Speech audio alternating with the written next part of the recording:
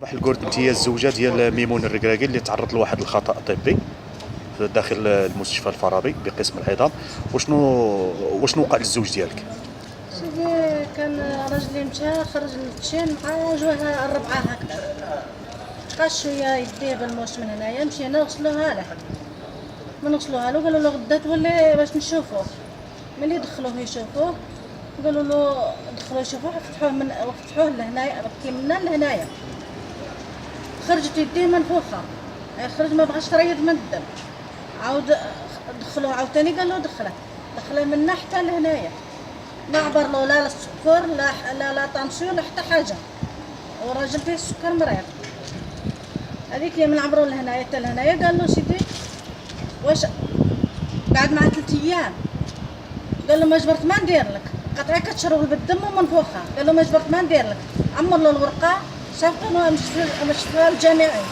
ودرك هذا الراجل راه عدمو من يديه، راه عدمو ما عندناش اللي يخدم علينا، كانوا جوج يدين عاد وما كانش قد بالوقت. درك راه عيد وحده كي غادي يدير حتى قد بالوقت. شكون هو الدكتور اللي دار له العمليه؟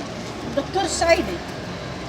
درك واش هذا درك اللي رحنا جوج ولاد والكرا والموضوع، ايوا هذا الراجل ما غادي يضيع، راه ما كاين والو، راه الاسره كامله غادي تضيع. سمعنا باللي انه في المستشفى الجامعي قالوا لكم غادي يقطعوا له يده. غادي يقطعوا له كاع اليد، قالوا له راه ما غاديش تبقى باليد ديالك، راه بحال غدا ولا غير غدا غادي يقطعوها له.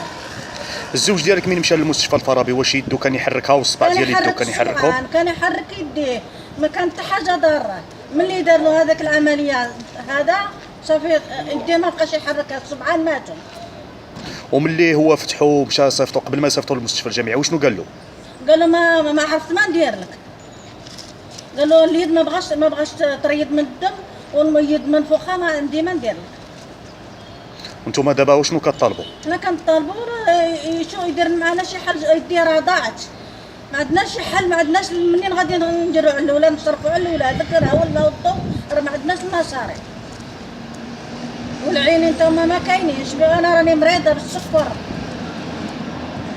شكرا.